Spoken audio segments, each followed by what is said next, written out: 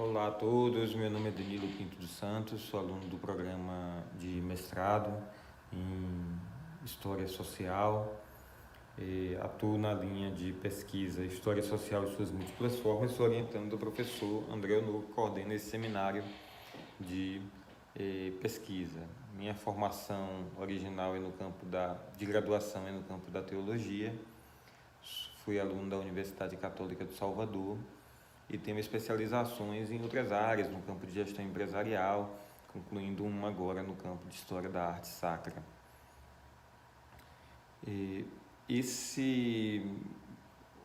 O contexto que fomentou esse trabalho de pesquisa surgiu em virtude desta especialização que foi exigida como uma qualificação para um trabalho que exerço como assessor do setor de bens culturais da instituição em que trabalho. Em virtude disso, eu acabei retomando o contato com uma fonte de pesquisa a qual eu já era afeiçoado, que foram as constituições primeiras do arcebispado da Bahia. Afeiçoado em virtude de outros trabalhos de pesquisa que eu já tinha realizado nesse campo, a respeito do processo de formação das freguesias na Bahia colonial.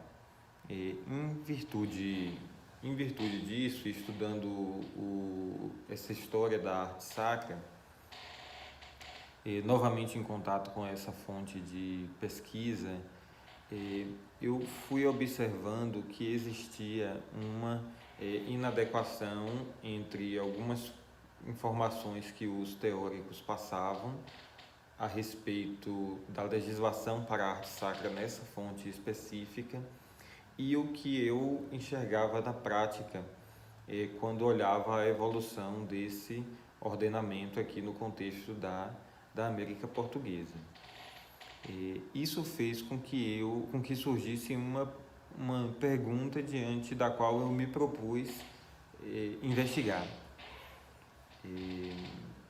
Antes de falar a respeito, então, da pergunta de investigação, eu quero falar um pouco a respeito desse meu objeto de estudo.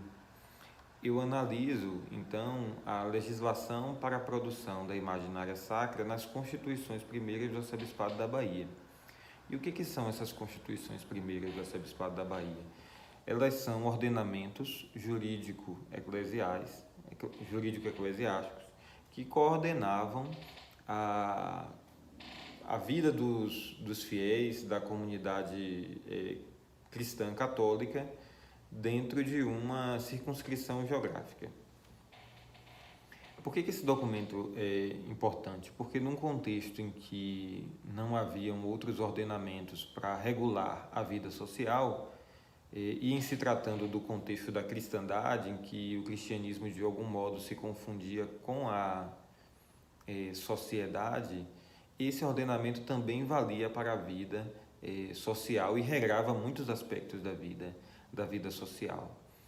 No Brasil, até o começo do século XVIII, vigoravam as constituições de Lisboa, do arcebispado de Lisboa, porque o arcebispado da Bahia estava sufragâneo o bispado da Bahia estava sufragâneo ao arcebispado de Lisboa. Isso significa que por 3 séculos nós fomos coordenados, orientados por um ordenamento jurídico eclesiástico que não foi feito para este contexto. E que não dava conta das particularidades de uma comunidade de fiéis que foi formada no ultramar português. E que particularidades são essas, não é? Nós sabemos que as constituições sinodais, esses ordenamentos jurídicos, eles foram feitos para traduzir, aterrissar as prescrições do Concílio de Trento para os contextos locais, e esses ordenamentos na Europa se encarregaram de responder a um tema que foi o tema da Reforma Protestante. Eles comporam grande parte do arsenal e de iniciativas que depois constituiu o movimento das reformas religiosas na Europa, mas que tentavam dar conta da Reforma Protestante. E também, em se tratando do nosso tema específico, eles procuraram também, a seu modo, responder ao problema da visibilidade do sagrado que havia sido colocado em questão pela Reforma Protestante. Quando chega aqui em Brasil, existe um outro dado. Além de conter os avanços da Reforma Protestante, era preciso agora dar conta de uma comunidade cristã formada a partir de diversidade étnica. Da população autóctone, que foi aqui encontrada, daqueles que vieram da metrópole, em ordem da colonização, e da população de matriz africana, que foi aqui inserida em regime de escravidão. Sem contar as populações da região não ibérica, que aqui frequentavam também esse ambiente, e os judeus, entre outros, não é? Mas para poder dizer que aqui existia uma comunidade cristã formada a partir de diversidade étnica e que possuía algumas particularidades, algumas coisas muito próprias. Isso fez com que, com a chegada de um novo arcebispo, Dom Sebastião Monteiro David, depois de algumas visitas pastorais, ele é uma figura muito interessante porque ele foi um militar. Depois ele estudou Direito Canônico na Universidade de Coimbra, né? É um canonista, portanto, e com essas visões conjugadas ele consegue perceber o quão eram inadequadas as constituições vigentes ao contexto local e vai operacionalizar esta mudança. Então eu me vi diante da seguinte pergunta, da seguinte inquietação. Primeiro, diante da seguinte inquietação: não é verdade, como diziam alguns teóricos ou historiadores da arte, de que as constituições primeiras do Arcebispado da Bahia são uma mera cópia das constituições do Arcebispado de Lisboa. E em se tratando do tema específico de estudo, que é a legislação pré-imaginária sacra, essas particularidades para as quais as constituições do Arcebispado da Bahia elas tentam responder aparecem de modo bastante explícito. E eu vou depois citá-las, né? Quais são? Qual é então a minha pergunta de investigar? No entanto, a gente sabe que esses ordenamentos jurídicos eclesiásticos e, por conseguinte, a legislação para a produção da imaginária sacra, como acontece com toda normativa jurídica, com todo ordenamento jurídico, ele existe em ordem de uma vida em sociedade, né? De um contexto local. Então a grande pergunta é: a serviço de que foi constituída essa legislação para a produção da imaginária sacra, né? A serviço de que projeto e de que modelo de sociedade foi constituído esta legislação? Então essa é a grande pergunta que me orienta em todo esse percurso, a grande pergunta de inquietação. Quais foram então as ferramentas metodológicas usadas para esse trabalho e como é que é um pouco a rotina de pesquisa? Logo quando comecei o trabalho, o meu orientador me falou que seria importante que eu pudesse fazer um mergulho nas fontes protestantes que desconstruíram a relação do cristianismo católico com o tema da visibilidade do sagrado. Isso me levou a fazer uma incursão. Essas fontes não foram assim tão fáceis de ser encontradas, mas por meio de comentadores e alguns textos realmente da literatura protestante, eu pude identificar esses pontos em que houve esta desconstrução e pude fazer a decupagem e o levantamento das informações. No segundo momento, fiz o levantamento das informações sobre a legislação pré-imaginária para a arte sacra que surgiram nos decretos do Concílio de Trento, que se constituiu de algum modo da resposta católica aos temas da Reforma Protestante. Num terceiro momento, eu tentei fazer o levantamento dessas informações nas constituições primeiras do Arcebispado de Lisboa, aquele ordenamento jurídico eclesiástico de que falei e que equivaleu para o arcebispado da Bahia por 3 séculos, né? Para a Igreja na América Portuguesa por 3 séculos. E eu escolhi no meio de outras constituições eclesiásticas do arcebispado, dos arcebispados que existiam no Reino de Portugal, por conta desse vínculo da Igreja na América Portuguesa com o arcebispado de Lisboa. E num quarto momento, o levantamento destas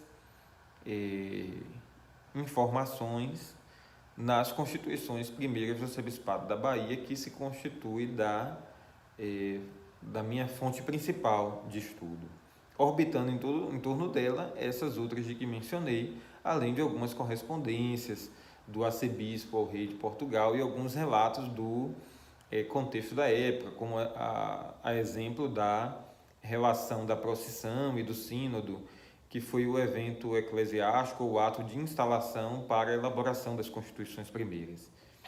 Então, em torno dessa fonte principal, algumas outras fontes que ajudaram a reconstituir um pouco esse contexto.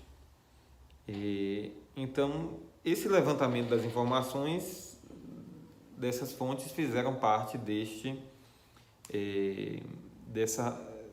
do primeiro momento, né, dessa rotina de pesquisa e de escrita. Uma outra coisa que eu acho que eu vivi 2 momentos nesse trabalho de elaboração. Acho que a gente comparece de modo muito entusiasmado com o projeto, e com o decorrer esse projeto ele vai sendo amadurecido, né? À medida em que a gente vai permitindo também que ele seja presidido por outros olhares, como o olhar do orientador, o olhar dos colegas do mestrado durante o curso, o olhar da banca de qualificação. E eu me recordo que depois da qualificação, em virtude do contexto do trabalho, eu acabei me desconectando um pouco do meu tema de pesquisa. E depois, para retomar, não foi tão fácil assim. De modo que, quando eu consegui retomar o fluxo normal, eu vi o quanto é importante que em todos os dias a gente tente ter o mínimo de contato com o texto, porque senão a gente se desconecta do tema, e para se apropriar dele depois não é tão fácil, não é? Até porque a nossa fonte ela tem que ser confrontada com a reflexão historiográfica de outros autores, né? Que vão nos ajudar a amadurecer o trabalho. Me vejo aqui também diante de uma outra pergunta, né? Se alguma coisa me surpreendeu no percurso que fez com que eu alterasse alguma característica da pesquisa. Eu acho que 3 coisas que me ajudaram. A primeira até já mencionei, que é esse contato, esta convivência acadêmica com orientador, que é alguém jamais cultivado na caminhada e que, à luz da sua experiência, lhe orienta, né, neste processo de pesquisa. Então, isso alterou o rumo, né, porque eu pensava em fazer uma coisa gigante e a gente teve que ir fazendo os cortes no trabalho até que ele pudesse se tornar viável dentro de 2 anos. Depois, eu acho que o encontro com a banca de qualificação, a experiência da qualificação, para mim, foi muito interessante, porque aí vieram outros professores com olhares assim mais alheios ainda do que o meu e do meu orientador sobre o assunto, e com esses olhares alheios fizeram uma inquirição, um sem número de perguntas que fizeram confrontar se realmente era aquela a direção do trabalho, ou se a gente talvez deveria voltar para algo em que já havíamos iniciado ou assumir um novo rumo. Então, a qualificação ela representou para mim uma inflexão muito grande no trabalho. Inclusive, eu havia cometido a ingenuidade aproveitei das férias de julho pensando que não teria grandes alterações com relação à questão do meu trabalho, uma vez que o meu orientador me fez mudar tudo, faltando 15 dias para o prazo da qualificação. eu cometi a ingenuidade pensando que não haveria alterações mais profundas de escrever toda a dissertação dentro do modelo em que eu fiz o primeiro capítulo. E quando chegou na qualificação, eles me pediram para voltar para um modelo, disseram que eu não precisava ser tão didático, que eu poderia e que tinha condições de fazer de um outro jeito, que eu deveria voltar para um modelo anterior, que inclusive tinha sido a primeira proposta que fiz. Enfim, para mim foi uma surpresa muito grande, né? Inicialmente pensei que tinha perdido um tempo imenso, mas eu vejo que foi importante também fazer esse percurso, e agora eu estou podendo elaborar um texto mais amadurecido. E uma outra coisa que para mim também foi muito bacana e que me fez alterar muito a característica da pesquisa foi o encontro com alguns teóricos. Um sugerido pelo orientador e pela banca, outro conhecido outros dois conhecidos dentro das disciplinas do mestrado, né? Foi um jurista e historiador português chamado Manuel Espanha, que se encarregou de me apresentar a mentalidade do jurista português no período colonial. Isso para mim aqui foi formidável, porque tanto as constituições que valeram para aqui até o século XVIII, quanto as que posteriores ao século XVIII, elas foram feitas por canonistas de Coimbra. Então isso para mim foi perfeito. E depois, um outro autor chamado Marcelo Moreno, um outro chamado João Hansen, sobretudo esse, né, que é um historiador da literatura colonial. E foi importante porque eu estou analisando um documento jurídico, né? E esse documento jurídico, a gente sabe que existe uma técnica também, existe um saber fazer do ordenamento jurídico que leva em conta, como diz o Manuel Espanha, uma série de ferramentas comunicacionais, ferramentas institucionais e ferramentas discursivas. Então, eles têm me socorrido na análise dessas ferramentas que irão ajudar na composição do ordenamento que eu estou estudando. Por fim, a respeito da hipótese, porque o tempo está aqui para ser concluído, a minha hipótese é que quando se mudou o ambiente para o qual eram destinados as constituições primeiras, né, eram destinadas às constituições vigentes, quando mudou da Europa para a América Portuguesa, houve então também uma necessidade de atualização do entendimento dessa normativa em virtude da realidade que foi apresentada pela América Portuguesa, a realidade social, por conta dessa comunidade cristã formada a partir de diversidade étnica. Coisa que vai ser comprovada quando a gente vê surgir na legislação expressões que eram destinadas a problemas enfrentados pela comunidade, como o problema do sincretismo religioso ou do misticismo.